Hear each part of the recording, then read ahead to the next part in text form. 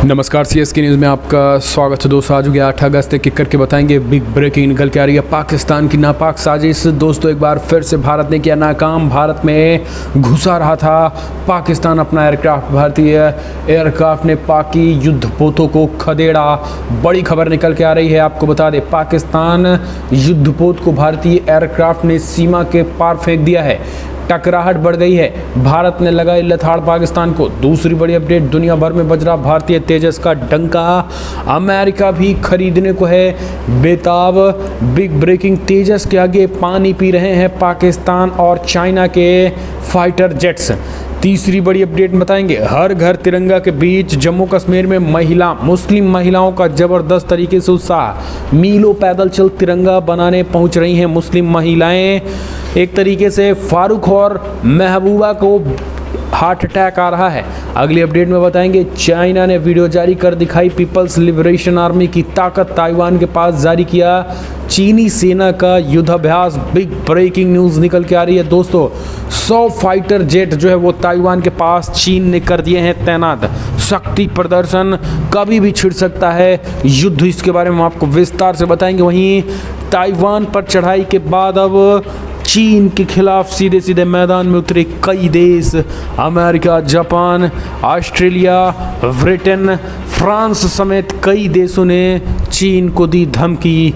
वहीं अगले अपडेट में बताएंगे दोस्तों, जहां बिग ब्रेकिंग, युद्ध के मोर्चे में बदलाव दिखा, जहाज़ों को यूक्रेन छोड़ने की मंजूरी मिली।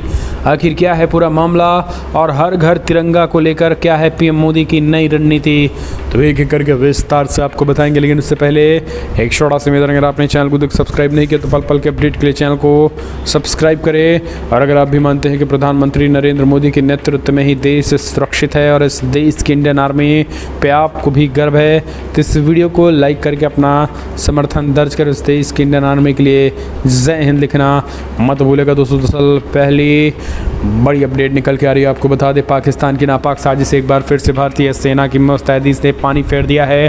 पाकिस्तानी युद्धपोत भारतीय सीमा में घुस रहा था। भारतीय एयरक्राफ्ट 2 मिनट की उड़ान में खदेड़ दिया। भारतीय सेना ने एक बार फिर से पड़ोसी देश पाकिस्तान की नापाक इरादों पर पानी फेर दिया है। दरअसल एक पाकिस्तानी नौसेना का युद्धपोत गुजरात के तट में समुद्री सीमा रेखा को पार कर भारतीय क्षेत्र में घुसाया था, लेकिन वहां भारतीय कोस्ट गार्ड के डोनियर समुद्री निगरानी एयरक्राफ्ट ने उसका पता लगाया और पीछे हटने के लिए पूरी तरीके से मजबूर कर दिया। सरकारी सूत्रों ने एनआईए को बताया कि यह कार्रवाई जुलाई के पहले हफ्ते में मानसून सेशन के चरम पर पहुंचने के दौरान हुई थी। इस दौरान पाकिस्तान नौसेना का जहाज आलमगीर अपनी तरफ से दोनों देशों के बीच समुद्री सीमा रेखा के पार भारतीय क्षेत्र में चला गया था। सूत्रों ने बताया है कि भारतीय जल सीमा में प्रवेश करने के तुरंत बाद इनका पता सबसे पहले भारतीय तटरक्षक डोनियर विभाग ने लगाया, जो आसपास के एक एयरपोर्ट से समुद्री निगरानी के लिए रवाना हुआ था। बता दें, गुजरात के पास समुद्री सीमा रेखा पर भारतीय एजेंसियां अपने मछुआरों को अपनी तरफ से 5 समुद्री मील के भीतर भी अपनी गतिविधियों को करने की अनुमति नहीं देती। एक तरीके से उन्होंने करारा झटका दिया है। अगली एक और अपडेट निकल के आ रही है, दुनिया भर में बज रहा भारतीय तेजस का डंका। अमेरिका भी खरीदने को है बेचैन।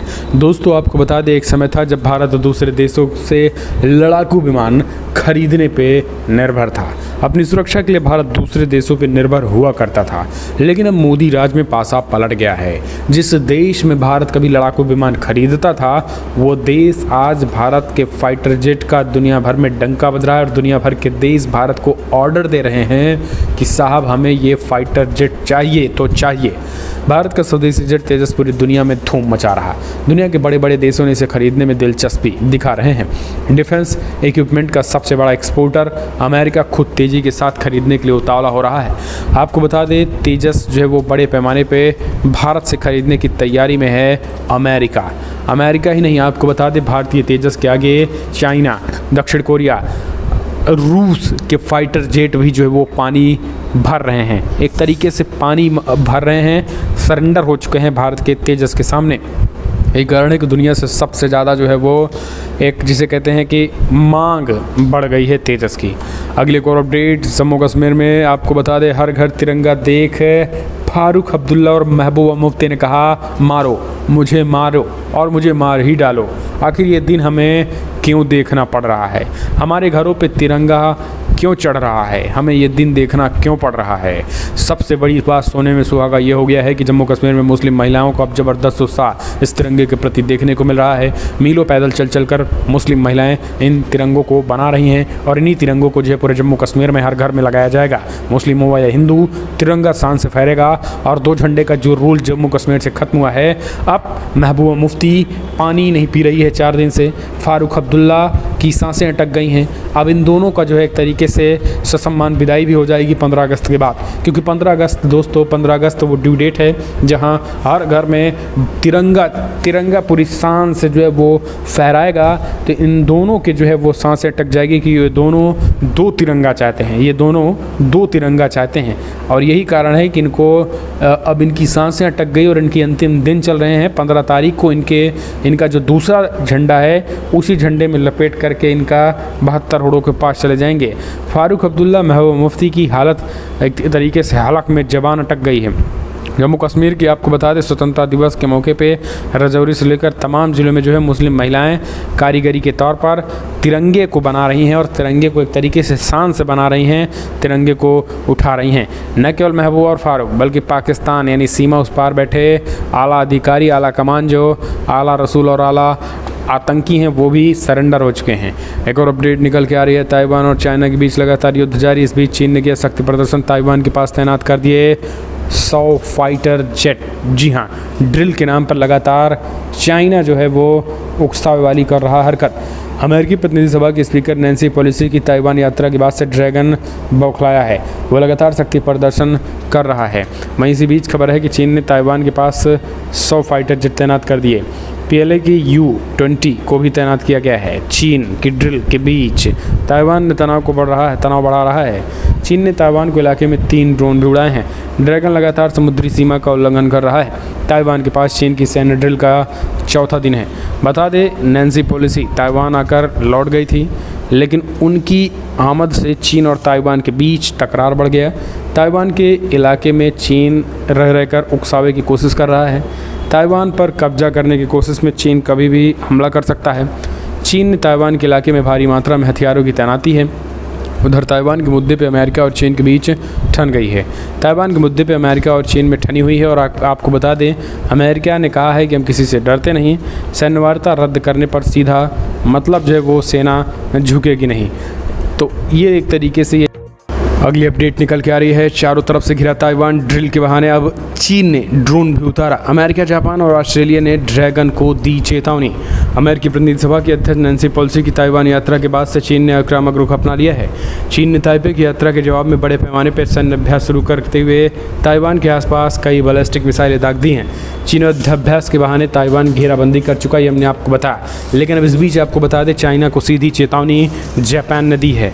ऑस्ट्रेलिया भी ताइवान के समर्थन में उतर गया है। फ्रांस और ब्रिटेन के साथ साथ अमेरिका तो है ही।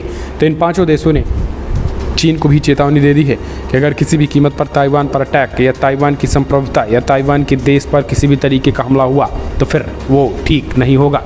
आपको बता दें, ऑस्ट्रेलिया ने भी ड्रैगन को चेतावनी दी है कि हुक्का पानी समुद्र में बंद कर देंगे, घुसने नहीं देंगे, समुद्र में एंट्री बंद कर देंगे, समुद्र में जहाँ जहाँ भी चाइना की पकड़ है ढीली कर देंगे। जापान ने भी स्पष्ट कहा है कि इस इलाके में पूरी तरीके से चाइना को तबाह कर देंगे, चाहे हम पर परमाणु बम एक और गिर जाए। अमेरिका भी ने स्पष्ट कर दिया है कि चाइना को कहीं का नहीं छोड़ेंगे। तो ड्रैगन 100 फाइटर जेट ऐसे ही नहीं लगाया। ड्रैगन की मंशा बहुत खतरनाक है। फिलहाल अगर आप भी मानते हैं कि चाइना को अब सबक सिखाने का समय आ गया है और भारत को भी अगर जब ताइवान पर हमला करता है तो भारत को भी कहीं ना कहीं एक तरीके से इसके खिलाफ युद्ध छेड़ देना चाहिए। तो इस वीडियो को लाइक करें। अब चलते एक और अपडेट निकल के आ रही है दोस्तों, नैन्सी पेलोसी की यात्रा के बाद ताइवान में उठे सवाल, चीन के साथ युद्ध की स्थिति में कैसे करेंगे अपनी सुरक्षा। तो दोस्तों आपको बता दें, नैन्सी पेलोसी यात्रा करके तो निकल गई हैं, लेकिन ताइवान बीच मझधार में फंस गया है। लगातार फंसता ही जा रहा है और यही कारण है कि फंस अब पूरी तरीके से फंस चुका है। हालांकि कई देश उसका समर्थन भी कर रहे हैं। एक और अपडेट, इजराइल के हवाई हमले में इस्लामिक जिहाद के 2 टॉप कमांडर ढेर। गाजा पट्टी में संघर्ष में अब तक 24 की मौत हो चुकी है। इजराइल ने कहा 1 हफ्ते में कर देंगे, शमशान बना देंगे। इजराइल की ओर से गाजा पट्टी में किए गए एयर स्ट्राइक में फ़लस्तीन के उग्रवादी समूह इस्लामिक जिहाद के 2 टॉप कमांडर ढेर हो गए हैं।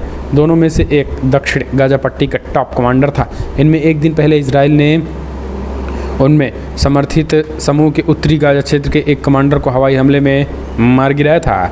इस हवाई हमले में 2021 में 11 दिन चले युद्ध के बाद इजराइल और फ़लस्तीन उग्रवादियों के बीच फिर से सीमा पार संघर्ष शुरू हो गया।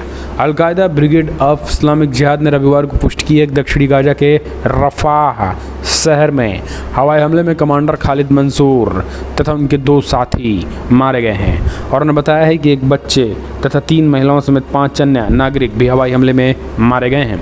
हम चलते हैं, एक और अपडेट निकल के आ रही है। चीन जहाज को लेकर भारत की आपत्ति के बाद पीछे हटा श्रीलंका, बीजिंग में खलबली। दरअसल हमने आपको बताया कि श्रीलंका के पोर्ट पर चीन की खुफिया जो नज़र थी उसको भारत ने पूरी तरीके से रगड़ दिया है और भारत ने जो पोर्ट चीन भेज रहा था श्रीलंका में, लंका भारत ने पहले ही चीन के लगा दी और चाइना के इस पूरी तरीके से पोर्ट को रोक दिया है। तो ये एक तरीके से बहुत अच्छी बात है दोस्तों, क्योंकि चाइना को जितना झटका लगेगा भारत को उतना ही फ़ायदा होगा। ये भारत की कूटनीति है, क्योंकि भारत ने श्रीलंका से कहा था कि अगर ये पोत आपके नज़दीक गया तो फिर जो हम कुछ दे भी रहे हैं आपकी तंगहाली में, ये भी बंद कर देंगे। अगली एक और अपडेट, हर घर तिरंगा की बिक्री में जुटा डाक विभाग, बनाया एक विशेष काउंटर। जी हाँ दोस्तों, आपको बता दें देश इस वर्ष आज़ादी के 75वें वर्ष में प्रवेश करने के साथ ही जश्न मनाने की तैयारी में जुटा है। केंद्र सरकार की ओर से इसे आज़ादी का अमृत महोत्सव नाम दिया गया है।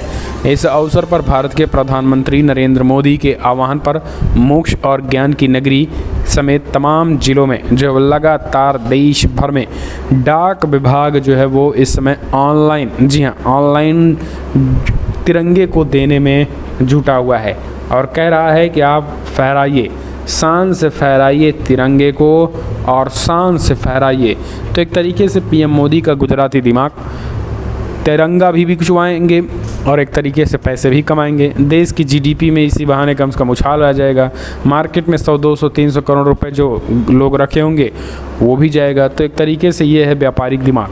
अगली एक और अपडेट, नीति आयोग की बैठक में 2047 पर फोकस, खाने के तेल के दामों पर ब्रेक लगाने का खास प्लान तैयार। नीति आयोग की गवर्निंग काउंसिल की अहम बैठक रविवार को हुई, जिनकी अध्यक्षता प्रधानमंत्री मोदी ने की है। इस दौरान पीएम मोदी ने सभी राज्यों के मुख्यमंत्रियों से मुलाकात भी की है। इस दौरान प्रधानमंत्री ने किसी विविधीकरण के महत्व को भी व्यक्त किया है और कहा है कि खाद्य तेल में विशेष रूप से आत्मनिर्भर होने की आवश्यकता है। कहा है कि हम आयात से खाद्य तेल की अपनी कुल मांग का लगभग आधा हिस्सा पूरा कर रहे हैं। इस बात की जानकारी नीति आयोग के सदस्य रमेश चंद ने दी है और उन्होंने कहा कि 1 लाख करोड़ का खाद्य तेल भारत आयात करता है और इससे भारत में पैदावार को लेकर पीएम मोदी ने बैठक में चर्चा भी की है। अगली एक और अपडेट निकल के आई है दोस्तों, आपको बता दें बिग ब्रेकिंग निकल के आ रही है, जहां पीएम मोदी ने कहा वोकल फॉर लोकल किसी एक पार्टी का एजेंडा नहीं बल्कि आम लक्ष्य है, देश का एजेंडा है, इसे मिलकर पूरा करो। दरअसल नीति आयोग की बैठक में चर्चा भी हुई, सब कुछ ठीक ठाक हुआ, लेकिन ममता बनर्जी का रोना और टीएमसी का रोना फिर शुरू हो गया है।